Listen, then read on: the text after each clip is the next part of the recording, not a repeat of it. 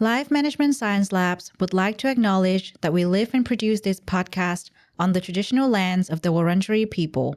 We'd also like to acknowledge the traditional owners of the lands of our listeners and our international colleagues. We'd like to pay our respects to their elders, past, present, and emerging.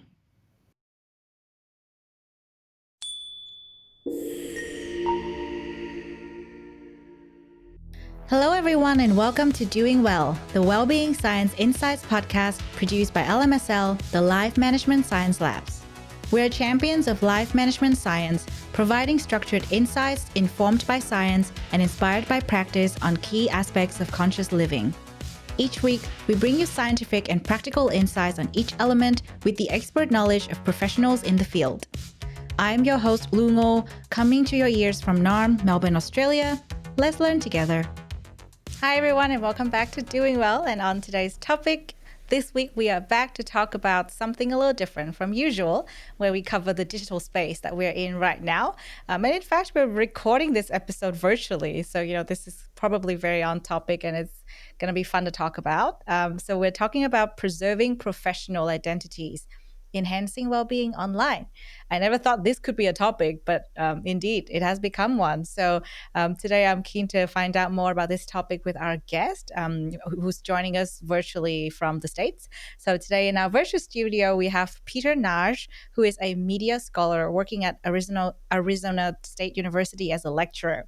I hope I pronounced your name correctly, Peter, and thank you so much for joining us today. Thank you so much for having me. Yeah, you nailed it. So. Okay. Oh, I'm so glad. I'm glad when I can pronounce my guest name right, because we are a very global podcast. We have guests from all over the world. And I think you have a very interesting background to share with our audience as well, because you've been around and, your educational background has been interesting too. So please share a bit more about, how you got to do the work that you're doing and especially why you got into it. Mm-hmm. Originally I'm from Hungary, and as a teenager, I thought I would become a psychologist, and I realized that that's my passion, that's my interest. So I studied psychology at a Hungarian university, but later realized that I'm more interested in something else that has more to do with marketing and consumer behavior. So I had my PhD in management. With a specialization in marketing. And then I realized that, there's something else I'm interested in that is the online world, video games, virtual worlds, professional networking sites, or just social media. And I did a postdoctoral research fellowship at Central European University. And that's how I realized that my passion really is in digital media. And then I applied for another postdoctoral research fellowship at Arizona State University. I got it. I came to the US in 2016, and now I'm primarily working as a lecturer, so I'm teaching a lot of classes, but I'm also doing research on social media. So it's been a journey, and I always tell my students here that you never know where you end up being. You just do your thing, and then suddenly you live in the US. So you never know. Yeah. Do your thing, and then suddenly you live in the US. That's kind of like I don't know. It sounds like a university advertisement, Yeah. Do your thing and live in the US. Yeah, sounds like it, but it's fun. Thank you for sharing that. What an interesting journey. I feel like this space nowadays has become so much more interesting, right? The social media space. And today we're talking about online professional identities, which is also a whole other world in itself. I also am not from Australia. I moved here about 6 years ago. And, when I moved here, I found out about LinkedIn and I was like, whoa, what's that? That's interesting. Never thought that I would use such a thing, and never thought we would have this separate world where we just show our professional side. And then what does that mean as well? Like, do we separate ourselves completely from, other aspects of ourselves and just talk about work? And I have found that it hasn't been like that. But I know we probably will talk about so much more than just, the LinkedIn social network side today. So we'll go into that in a little bit. Before we do, we're going to have a fun section we called Have You Met Peter?, where I'm going to ask you a series of questions to get some of your recommendations, and hopefully our audience can get to know you better. First question is, what is a book you would recommend? That's a tough one. You have a lot of tough questions for me. I would say the autobiography of Red by Anne Carson, and she is a Canadian poet. And this is a wonderful book, a reimagination of basically a Greek myth. And it's about Geryon, who is a red-winged monster living on an island with other humans. And he tries to fit in, but he cannot. And this is an amazing, I love that. I think I read that book like 4 times or 5 times already. Oh, wow. Wow. It It's does amazing. sound interesting. Yeah, I've never heard of that book before. Is that fiction? Yes, it is. It is a Okay. fiction, and she's Right. amazing. I recommend all of her poems and books. She's a Okay, great. Mhm. Yeah, thank you for that. Next one. What is a movie you would recommend? Well, it has to be something from the Coen brothers. I love them, and I think it would be Inside Llewyn Davis, starring Oscar Isaac, and I like that actor quite a bit. And it's in the 60s, and he's a folk singer, and he wants to pursue a career in singing, but he keeps running into obstacles. And Mm. this movie is fun, but in a dark way, and Oh, that did a lot. But it's fun. oh, Mhm. interesting. Okay, we're getting a very diverse range of recommendations from you. I like that. Um, Next one. You're our guest today, and I'm wondering if you listen to any podcasts at all. I do, and I have one favorite by Dr. Raquel Martin. She's a psychologist, clinical psychologist in the U.S., and she has Mind Your Mental podcast, and she covers a lot of topics about how to manage our mental health properly. And I heard about her from a student of mine, so I didn't Oh, started listening to that podcast like 2 years ago, yeah. and I've been enjoying it quite a lot, and I learned a lot. Yeah, look at you learning new things from your student. That's great. Um, Next question. Who is your role model? Now, this could be a famous person or someone from your circle, so more like a personal role model. Yeah, so I'm going to choose a person who is still alive. Um, this is another tough question, by the way, because there's so many, but it has to be the Ethiopian American AI researcher Timney Gebru, and she is doing amazing work on the ethical use of AI. And she writes a lot of articles that are easy to understand for the public too. And she's on many TV shows now, and she gets the attention that she deserves. She's amazing. Yeah, okay. I've also never heard of her before, so thank you for that. Learning a lot of new stuff today. Final question in this part. What is a course you've completed that left a really strong impact on you? So that has to be here in the States. As a postdoc, I completed a course on science communication, how to communicate about complex ideas and translate them to using normal language. Because as scientists, we often struggle with talking about our research in a way that other people understand. So that Yeah. helped me a lot. And it was Yeah. tough. It was challenging, but it was also highly, highly rewarding. And I Yeah. truly learned a lot from that course. Yeah, that's great because you know what? Like it's been an interesting observation of mine. I get to talk to quite a few academics on our different shows, and sometimes it is true. It can be quite hard to understand what you guys are talking about because it's very technical. And so I'm glad that course exists, and hopefully all of the scientists and researchers, and especially uh, people who have done extensive work in areas that are very technical can go through. So, the ideas can be conveyed in much simpler words. I really love that.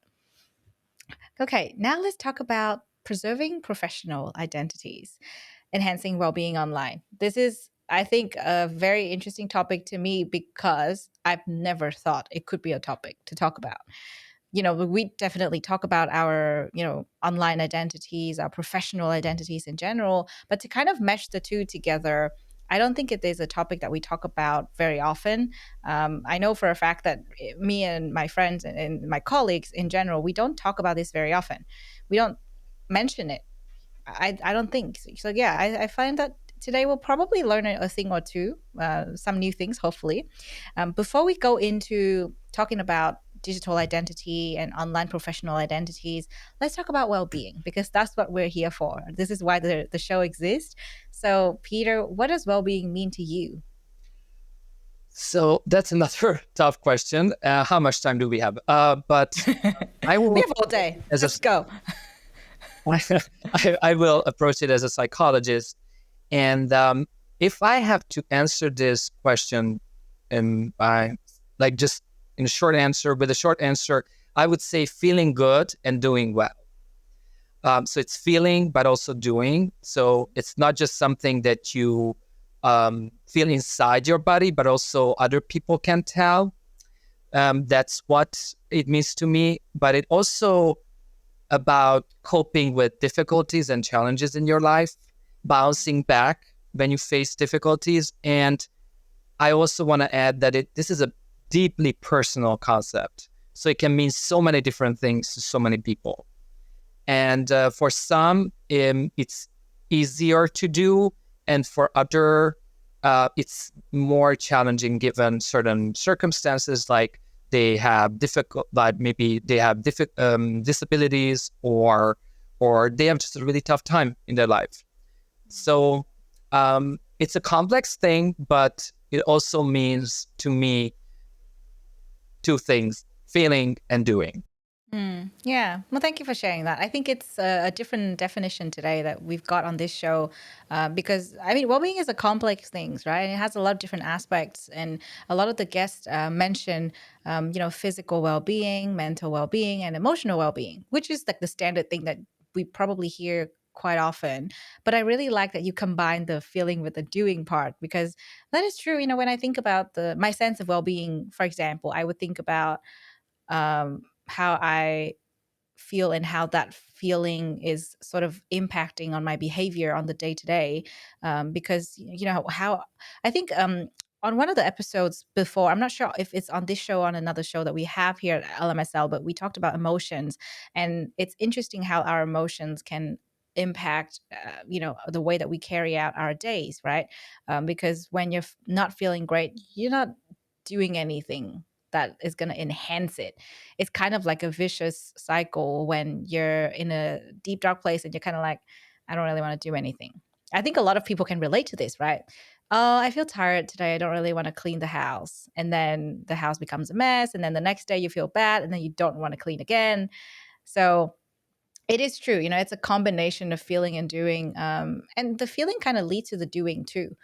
But I think sometimes the opposite can also be true. The doing can lead to the feeling. Like, when you're actually taking care of yourself, when you're not feeling great, then you'll essentially feel better through those actions, which is good because we need to find our balance. It's hard to just sit there and say, I'm going to do better when I feel better. Not really.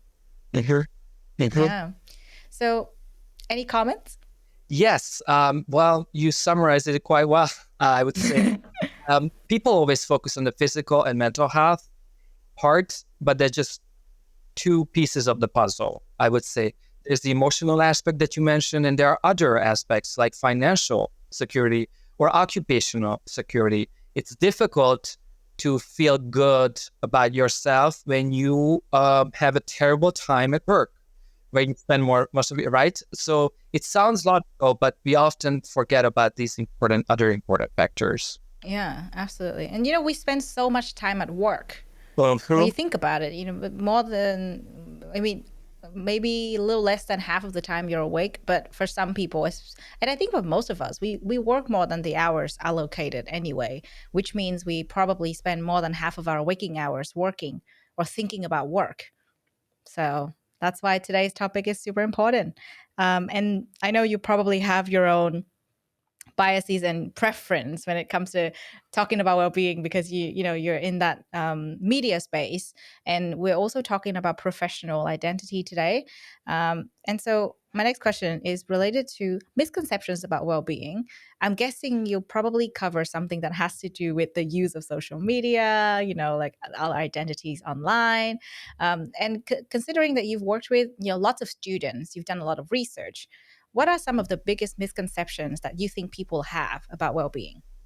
Well, first, that it's not just mental and physical health. And the other thing that is very important, and people often miss it, I think, but you said it so well, that it's a driver of change and also an outcome.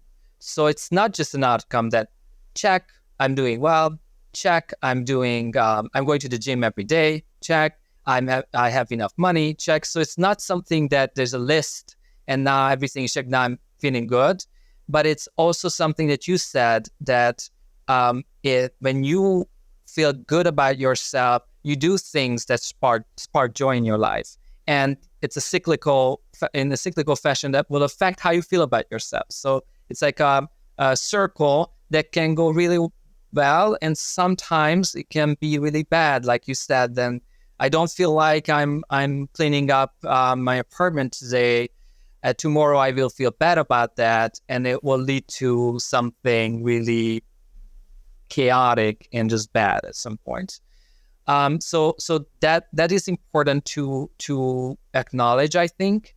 And also, and I just want to repeat myself here, it's a personal thing. It means so many different things to so many different people, but social aspects are always there. Like we say here, it takes a village, right? Yeah. Without our family and friends, we cannot be happy in this world.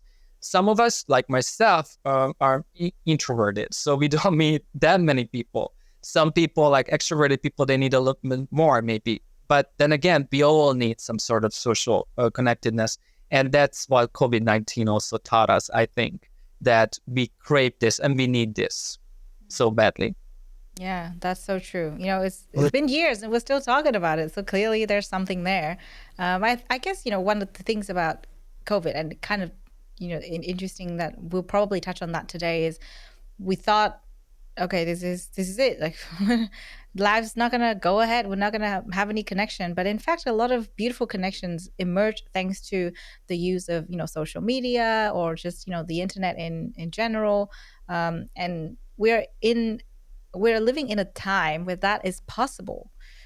It's definitely a double-edged sword. We all know that. I don't think it is that hard to decipher at this point, because there's so many articles, documentaries, and TV series that sort of outline the downside of it. But I think it's still important to remind ourselves that that we don't just have our physical identity and like our bodies right here. We have interactions with people, and we exist out there too. And that is so weird, when you think about it. It was like Peter here, yeah, but you have a Peter online somewhere as well. And you kind of, in a way, you don't just manage yourself in the real world, you kind of manage yourself in a whole different world where technically it doesn't exist. And so let's talk about that part of our identity. What is digital identity? And specifically, how would you also cover our online professional identities? So that's another great question. And as a social scientist, I have an answer. It comes from psychology and media studies. But from a purely technical standpoint, it's basically your personal identity is all the traces that you leave online or in your computer. So your email address or email account, in this sense, social media profile, including your LinkedIn profile. These are all your digital identity. But from a social science perspective, I would add that this is, and you already mentioned this is so important, that how you manage your persona, your identity online. So that's an important aspect. You cannot see the person in real life when you interact with that person online, right? And that's important, how I'm able to manage how I manage myself, how I present myself, and what your impression is about me. So that's why I would add that digital identity is more than just your accounts and the sum of your accounts and profiles.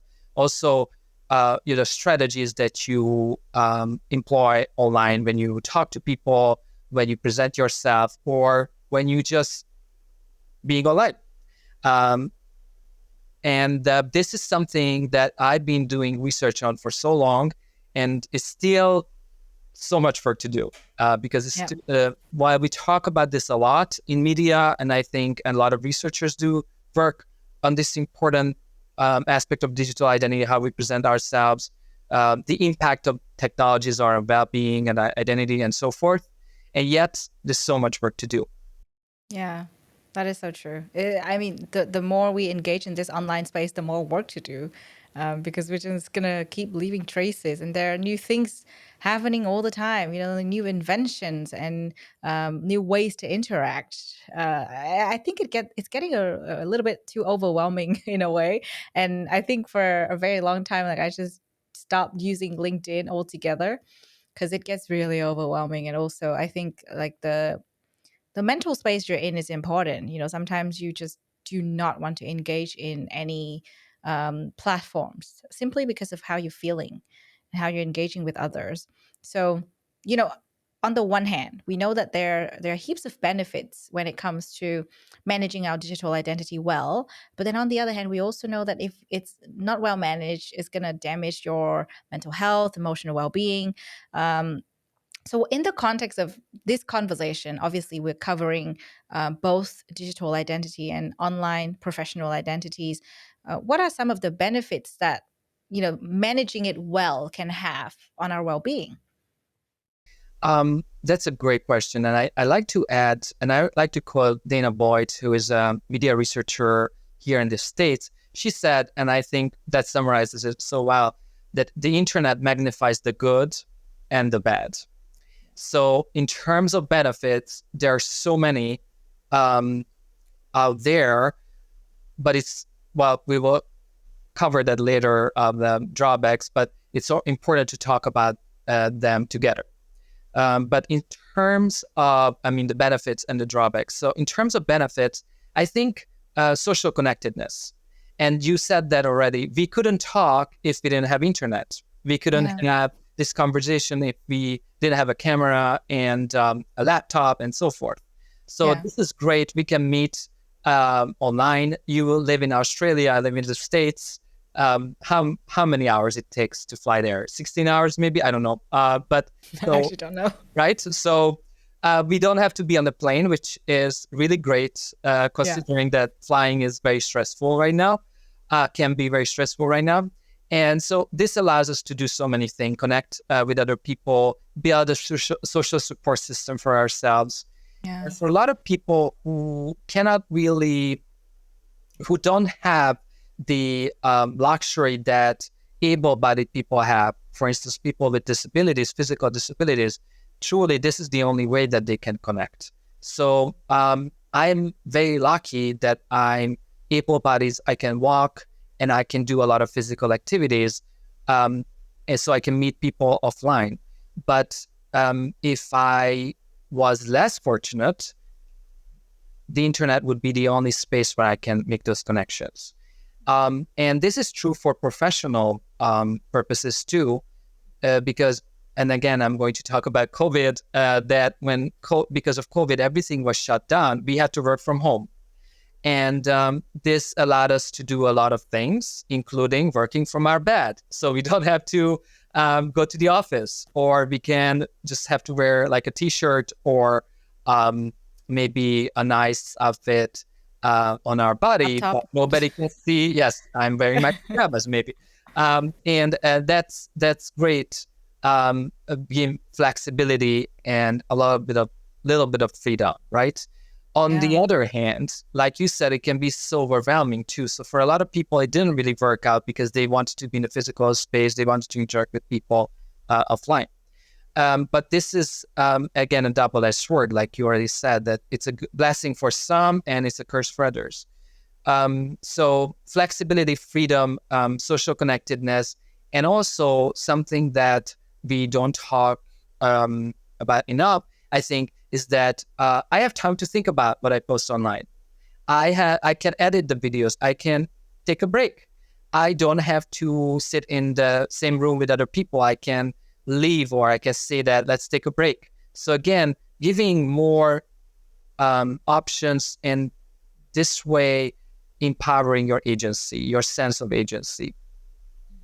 Yeah, that's so true. I think we are in control. It's just that sometimes we forget or we get overwhelmed, and then we kind of lose that control a little bit. But again, it's about how you interact and how you manage yourself, right? Because like anything else, it's a matter of choice. I don't think we are in the back seat. It's just it gets blurry sometimes, the line, because we're out there interacting in the online space, especially as professionals. I know that a lot of people are interested in, in sort of presenting themselves in a different light, or try to make new connections online, which is great.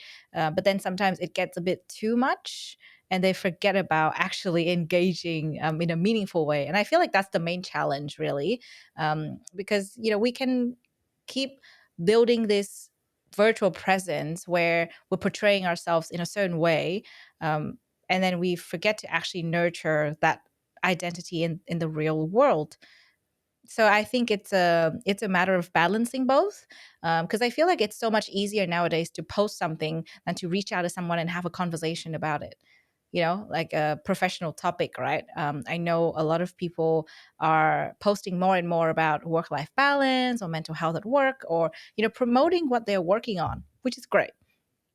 But I think we have probably forgotten about the benefit of storytelling and actually making the connections. And yes, we are very lucky to have this space. But what about interacting in the real world and talk about what you're passionate about? That's tougher. Yeah. So I think managing that balance is tricky.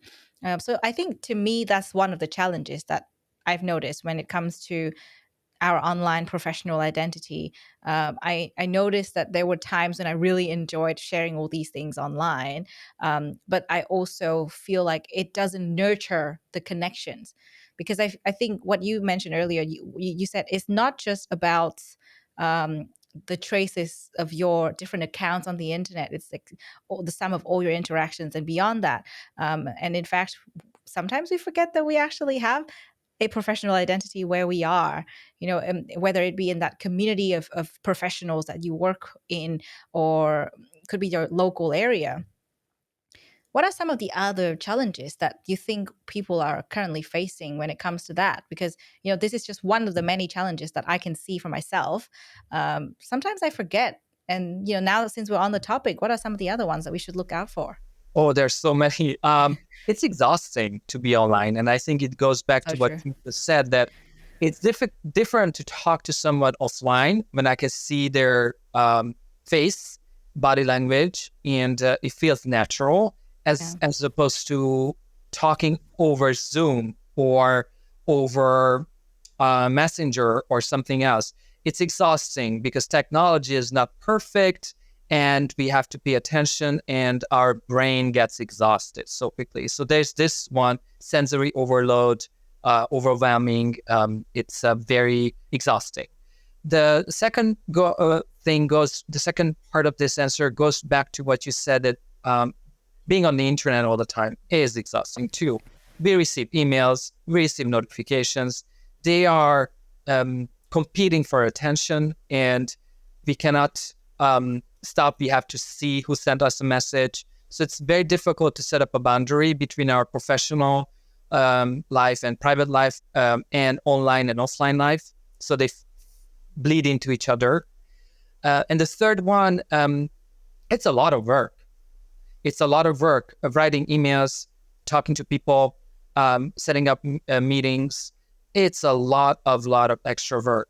And that's the irony of this whole online professional networking topic, is that they say so easy, and yet it's so difficult to do because of all these different factors: technology, being overwhelmed, or just a lot of work, extra work that I have to do on top of my actual work that I have to do. It is, as a lecturer, but same goes to other people. If you work as an educator, I think one day I receive around 80 emails from my students that I have to respond. And sometimes those questions are great, and sometimes those questions are more challenging to answer. And sometimes those are just questions that don't really require my answer. They just want to tell me what was going on in their life, but still I have to read them. And then it took 2 hours. Yeah, true. It can be overwhelming, especially when it's so easy to reach people, you just at the click of a button. It's not like you got to schedule a call or, schedule a coffee and just kind of, weave through different stages to get to talk to the person. And in a way, it's been a little weird for me too, because I have been able to reach people that I never thought I could get in touch with, and at the same time I get messages from the most random people, professionally. It could be in your email, on your email inbox, or it could be on your LinkedIn. And I find that it's a very tough space to navigate when you're trying to be yourself, right? Because as a professional, I'm sure everyone is on their own career journey where they are figuring out what they want to do. And sometimes that means it's better for you to meet the right people so you can sort of bounce idea, get inspiration from, and learn from them even. But because everyone is so easy to reach, no one is, because everyone is overwhelmed. Like you said, it can be a lot, right? Like you can receive 80 emails, which would take you hours to go through. Similarly speaking, someone who is probably a really great potential mentor that you identify on the internet, you want to reach out to them. They are going through the same thing, perhaps, 100 other people are also reaching out to them for mentorship or getting advice. So it's kind of like this really hard space to navigate so that you can be authentic. You can reach out to these people while building your online presence, because it's so important. I know some people do not use LinkedIn at all, which is very interesting. They are only reachable via email, which is kind of old school, but I think it's kind of cool in a way, because it's more like it would be super cool to receive an email saying, hi, I really admire your work, or I really want to get in touch with you to collaborate, compared to a random request on LinkedIn with no background message whatsoever. But I have found that for myself, it's kind of hard to build this authentic presence, because sometimes I want to reach out to other professionals that might be able to give me advice. But then, like I said, I'm guessing they probably have hundreds or thousands of other people that reach out to them in the same way. And so how can we manage this in a way that would allow us to, authentically portray ourselves, with our online presence, so that we can make meaningful interactions? And that's another great question. I think I like to approach it from perspective as perspective of the educator here. I teach a lot of students, and I teach a lot of students from business school, and they are always expected to have a LinkedIn profile. Yet nobody teaches them how to create a LinkedIn profile. Oh, you just go there, create an account, add some information, and magic happens, and it's done. Yeah. And suddenly you have 500 connections. And they are always baffled and confused, so they don't know how to do this. And they fall into this trap that, I just take a look at other profiles and I do what other people do. So instead of being authentic, they create a profile that reads like the other LinkedIn profiles.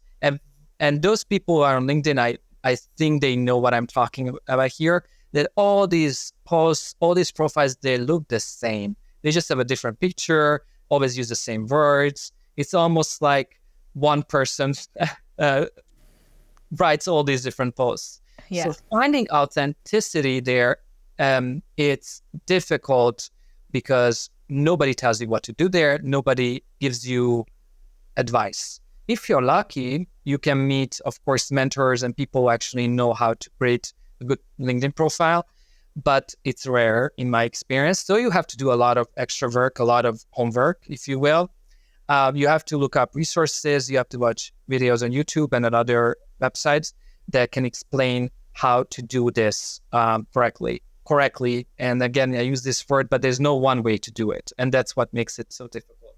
So I think finding your voice there, it takes a lot of time. And I think you have to be compassionate and you have to be patient with yourself. Yeah. Results will not get in an hour, even if you send out 500 emails and connect with other people for a number of reasons, like they have their own work to do, so they will get back to you later.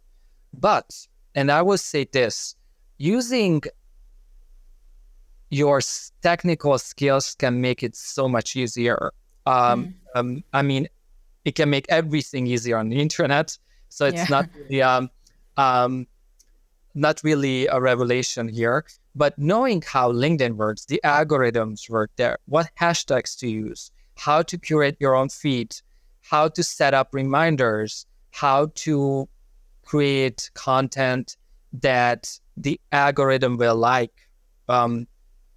That's what makes someone really effective when it comes to their LinkedIn presence. And it comes again with a lot of time, a lot of patience, and a lot of knowledge.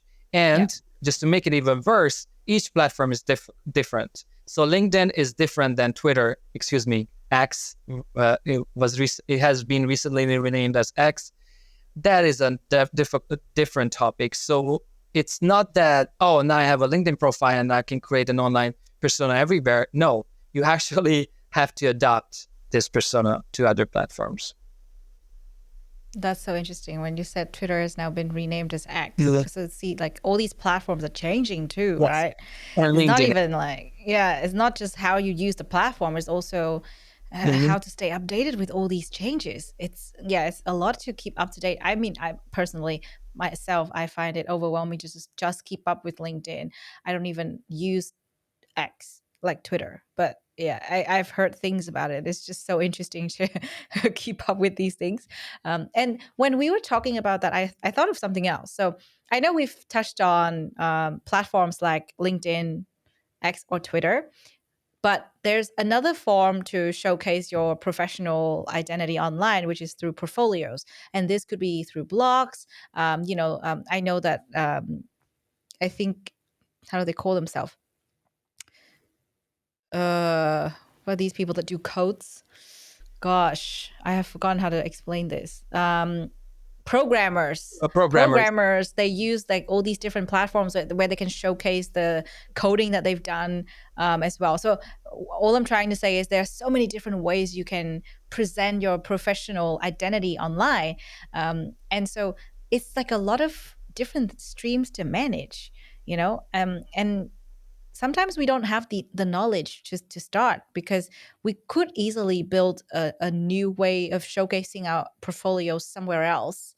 But we probably just get too overwhelmed to even try, right? And so what would be your advice to those people that are kind of looking for new innovative ways to showcase their work, but it's just probably a little lost and overwhelmed? I think it's always good to take a look at resources. If you're a college student, your college probably has resources. So use them. You're already there. Make sure that you ask questions and they can show you resources and how, like step-by-step documents, how to set up your LinkedIn profile, what to pay attention to. The other thing is, and that might sound a little bit weird, but imagine your audience. Imagine who you want to talk to.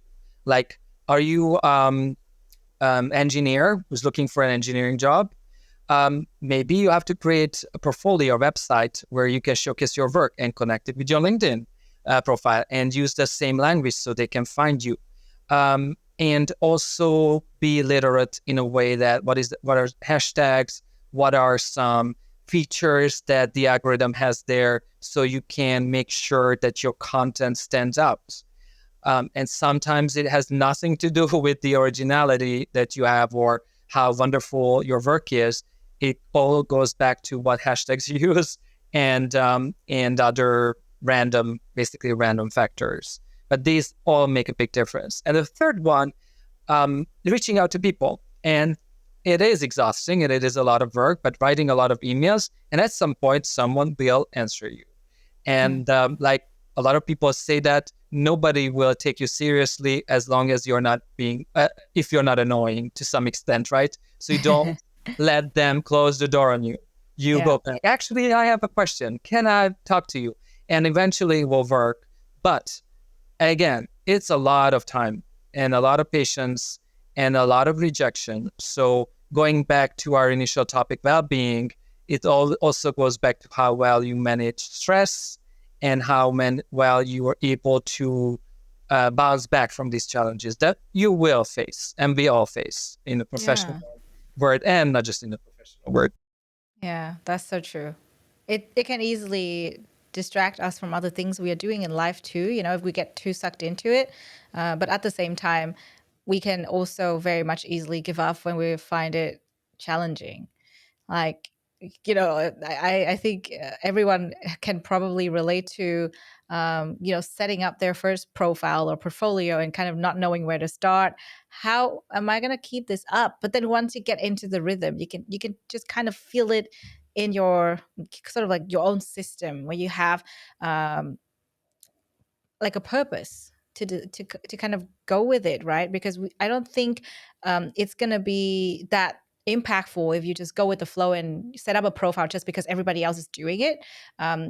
Your online presence matters. So I think it's also about what you want to achieve with it. And you're so right in saying that there are resources. We need to understand what we are doing, because if we don't know what we're trying to achieve, then it's probably going to be just like the 1,000 other profiles that people are going to see. So yeah, that's a good point. And it's okay to start with that. I created my first profile. It was awful. It was awful. I learned more and I incorporated the feedback I got from other people and I made it better. So it's like it's an unfinished project. You never really finish. Ongoing. Yeah, it's ongoing. You got to reevaluate it all the time, especially when there's so many changes, right? And there's so many trends all the time. I find it hard to keep up, and I'm not that old, and I find that, the younger generation, they're just like really on point with keeping up with things. But they're probably going to get overwhelmed at some point because, the next thing and the next things are going to come out and that's going to confuse us. So what are some of the trends in the future that you think will be there, when it comes to digital identity, online professional identity, and, preserving it and keep making sure that we keep our well-being online? What are some of the trends that we should look out for? I think everything that was trendy 20 years ago are trendy again. So looking at the metaverse, the concept, whatever that is, because it's still like we still don't know what they mean by that. Yeah. So let's see what happens when they are finally done with the work. But back, like when I was doing my PhD, I was doing research on Second Life. I'm that old. So I remember Second Life was a virtual world that was very popular 15 years ago. And a lot of people were there. And I will use that example, what I encountered there, because this is a thing again. So there, I met a professor from the States who got into an accident, and he was completely paralyzed. And but his passion was teaching. He was a law professor. And he created an avatar and a classroom in Second Life where he was a law professor and he could teach other students for free. And it was 15 years ago, or maybe even, that was a long time ago. It was really popular. A lot of students joined him or created a student avatar, a virtual identity there. And this is a thing that they talk about again, that we're going to teach and live our professional life in a 3D world. We don't know whether that's different than what we used to have. We'll see. So that's a trend. I can see that they want to, a lot of companies, including Meta, want to launch their own metaverse where people can work together. And it's a 3D version of LinkedIn and other platforms. We'll see, because we still don't know anything concrete. So we'll see. Another trend is AI related to artificial intelligence. So I mean, you have to live under the rock not to hear about ChatGPT and other applications that everybody seems to talk about on LinkedIn and elsewhere too. So artificial intelligence can help us create a lot of profiles. It can edit documents for us. But going back to our initial point that whether it's authentic, that's a different question though. Because if it creates the same documents at some point, there will be similarities and, can read as like, I read this before. But on the other hand, it can be really good and helpful in a way that people, especially when they don't know how to start, how creating the digital identity, how to manage their digital identity online, ChatGPT and other applications can be super helpful because then they will not be stressed out. And again, going back to well-being, it's important, right, to have a relatively stress, a life that with like low stress level. That's usually a healthy thing to do. So artificial intelligence will definitely bring a lot of changes or already making a lot of changes. And I think also virtual reality, these new glasses, Apple just announced these new 3D glasses that Oh can yeah. us live in technologically mediated world. So that will likely change how we interact with each other. But then again, these are just predictions. So we still don't know how they actually work and what they actually mean for us. We can make predictions, but we don't know what Yeah. they will bring. Yeah, I think it's constantly changing, but I have found that nothing can truly replace the power of, like a discussion with your colleague, or networking in person. It's just so different. I mean, we had to make do with Zoom catch-ups and Zoom events during the pandemic, and that was the only way that we could stay connected. So obviously, we were really excited to, hop on any of those trends, but it can be exhausting, like we've discussed it, right? It can be exhausting and overwhelming to be online all the time. And sometimes you just want to, shut down your computer and grab a coffee with your colleague or grab a coffee with someone that you want to connect with, rather than, oh, let's do a Zoom call. God, I don't want to do that. And we don't want the professional life and their private life to bleed into each other because that's not healthy and it can be really bad Yeah, on true. our well-being, right? But it's very difficult to separate the two because we are always available, we are always online. People can text us, people can Slack us if you use that Yeah, management software, right? yeah, So yeah. it's easy to say, difficult to do. Totally. I mean, what I do with my team is just to tell them, please delete Slack and Teams off your phone.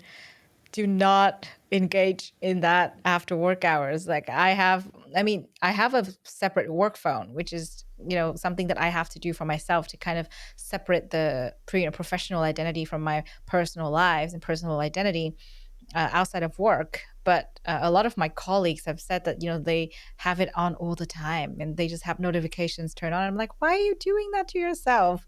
That is exactly what you were talking about. It's bleeding into their personal lives and it's affecting them and their mental health. And that's not something that we want. Because, the easier it is to reach people, the easier it is for people to burn out. Right. Yeah. Exactly. And I think it's very important because then it's, I guess, again, goes back to well-being, the concept of well-being, that it's an outcome and a drive, right? So if I don't can set up boundaries between my work, I will feel bad about myself, which will lead to burnout, less productivity. So it can be a vicious circle for sure. Yeah. We have to be careful about that. Yeah, definitely. Thank you for that. And final thing is, obviously we've covered a lot of the theory, and we've kind of touched on some examples. But I'm sure our audience would love to walk away with some practice and habit that is more practical for them, or something small they can start with today. Because for a lot of us, we don't pay attention to these things until they kind of, like have some bad impact on us.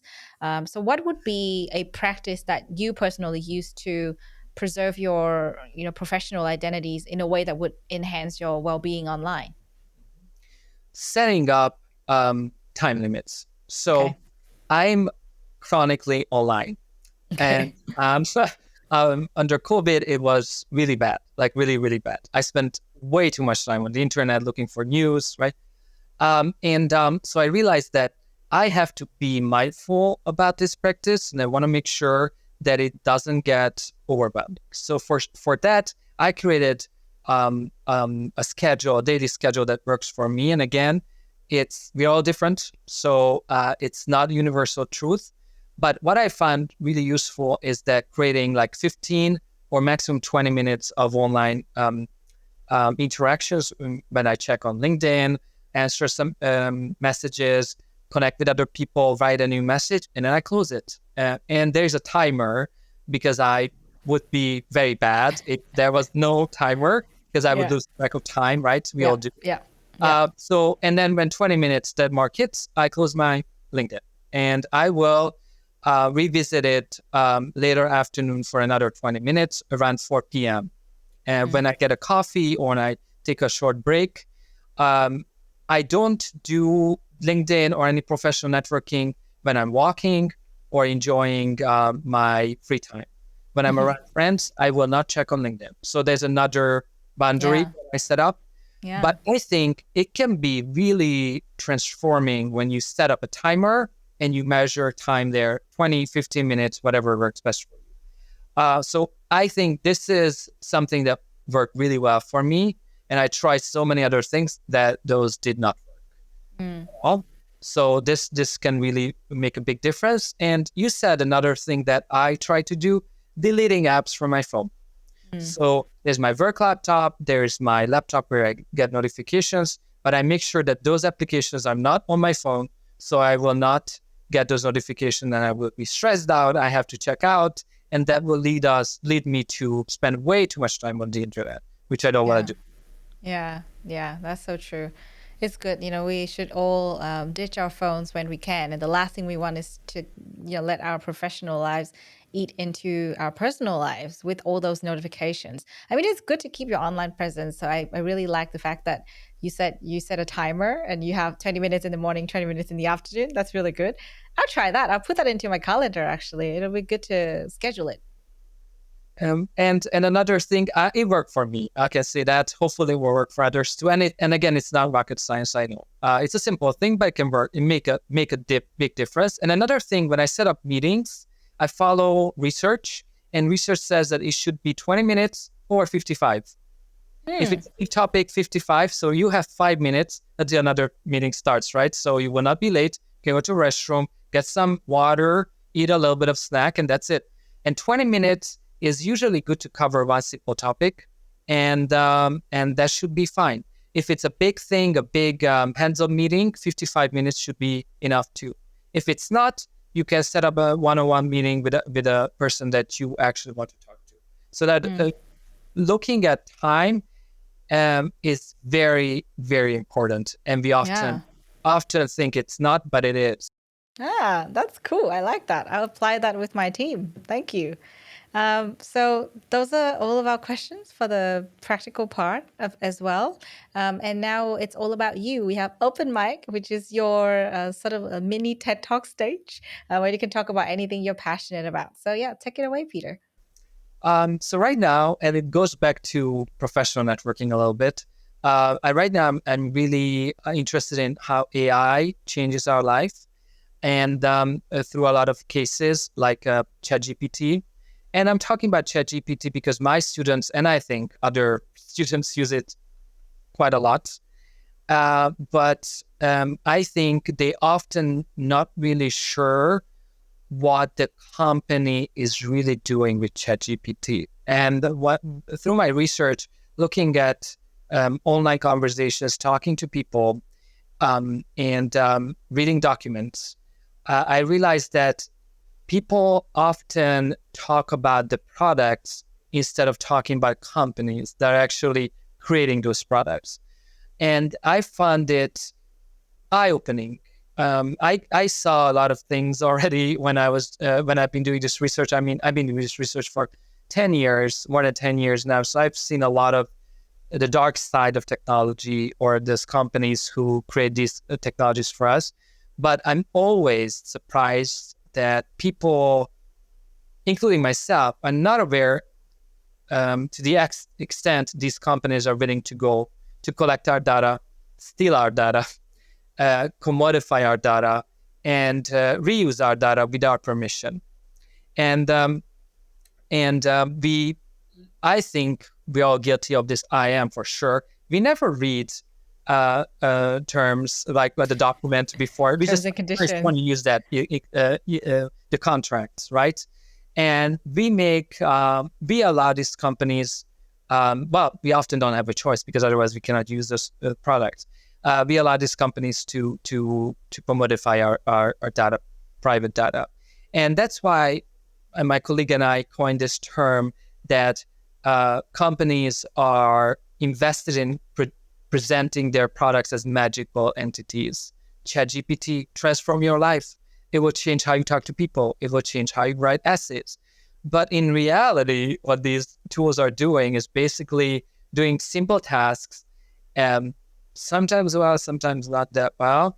And they can be halfway in certain cases. In most cases, they are not really doing anything at all. They are producing a document or information that's completely inaccurate. And then we have to do extra work to correct those mistakes. And that's why my colleague and I was talking about this narrative device that these companies are creating about these magical technologies to sell them to us, and make sure that we don't think about the shortcomings of these products or the privacy violations these products are committing on us, because they distract us. Hey, look over there. It's a magical thing. Don't look there because that's not what we want you to talk about. So that's one thing that I really find interesting. And I think this narrative, this magical narrative that these companies are creating about these AI products. And I think we need to do more research on this. And of course, to help us anticipate the changes and cope with the changes that will bring us on our life. Yeah. Oh, that is so true, and I think it hits home really hard. When you talked about terms and conditions, that reminded me of Black Mirror. I'm not sure if you're familiar with the TV show. I saw the new season recently. I haven't finished watching the whole new season, but the second episode, the first one, or the first one actually, the first one in the newest season was exactly that.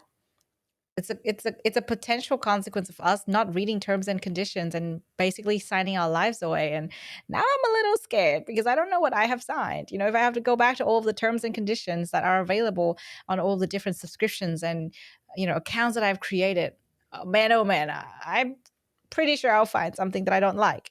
And so yeah, I think it's like a new age of being vigilant when it comes to our digital identity, right? It can never be like you're too careful because you do not know what is in there, and it's so hard to manage because everything is online. Yeah. And you think you own your identity, but in reality, you don't really own that identity. Yeah. Google allows you to create those accounts. Meta allows you to create a Facebook account, and LinkedIn allows you to create that profile on their Yeah. website. So it's an interesting transitional space where I have my own identity, but also I don't really own that identity. Yeah. This kind of ambiguous feeling Yeah. that we often don't think about. Hmm. And even if I read the terms and conditions and I don't want to sign them, I have to, because otherwise I cannot use the product. So Yeah. I have a choice, but also don't have a choice, right? Yeah, So exactly. it's something that we have to be mindful about. Yeah, absolutely. That's a really good reminder. Thank you for that. I think it's been a really eye-opening conversation in terms of what we're actually engaging in when we present ourselves online, and sometimes we forget. But it's so hard to manage and maintain these identities. If you feel like different people at the same time when you're just one person, right? And it can get overwhelming sometimes. So I guess we should all go back to basic and remember where we started. I think it's also a good time to check in with ourselves in terms of how we're feeling when we're online, because it's about well-being. It's not just, yeah, like we are online to do these things and staying connected. But if it's not giving you a very joyful experience, perhaps it's time to just log out, you And know? you can log out and you don't have to be there all the time. There's the Exactly. choice that you can make, right? Hmm. And we feel that we cannot, but we actually can. And it's Yes. easier than what it seems. I'm a good example. I'm chronically online. I was chronically online all the time. And it took some time and it was challenging, but you can do it. If I could do it, you can do it too. For sure. Yeah, we can all do that. Thank you for that reminder. And before we let you go, if our audience would like to find out more about your work, where should they go? Well, I have a LinkedIn profile, and they can find me there. I have a very interesting name, which is unique in the US, but not really unique elsewhere. So it's like my Hungarian name is basically like Jack Smith in Hungary. But they can find me on LinkedIn, and I can share the link with you. I think it's probably easier than read it out loud. And the Twitter is at or X. Excuse me. I was, you know what? I would say Twitter because it's new thing. So confusing. At Peter Nagy, Nagy 84. And they can find me there. Occasionally I tweet. I mostly share other people's posts and connect with other people. I learn a lot. I really like Twitter. Well, that's what's happening. Well, that's sad, but I really like Twitter in the past. And LinkedIn, they can also find me on LinkedIn. Because I'm there for 20 minutes every day. But then I close it. And these are basically the social media sites or professional networking sites that I use. I'm not really into Instagram, and Facebook is also something that I find boring, so I try not to use it that much. And I have a website, which is PeterNagy.com. It's a simple, fun website where I try to share my latest work so they can read some articles if the audience want to learn more about my work. Thank you. Wonderful. Thanks so much for sharing. And we'll make sure to link all of those in our description. Thank you. Thank you so much. You have been listening to Doing Well, the Wellbeing Science Insights podcast produced by the Wellbeing Science Labs, a division of LMSL, the Life Management Science Labs. More episodes are available from 10 life management perspectives and can be found by searching LMSL on Apple Podcast, Google Podcast, Spotify, YouTube, and other podcasting apps available on your devices. If you enjoyed this episode, please rate, share, and subscribe to our channel so that other people can find it and we can continue to provide quality content. More of our work can be found on our website, we.lmsl.net, where you can join our movement. I'm Lungo. Thanks for tuning in.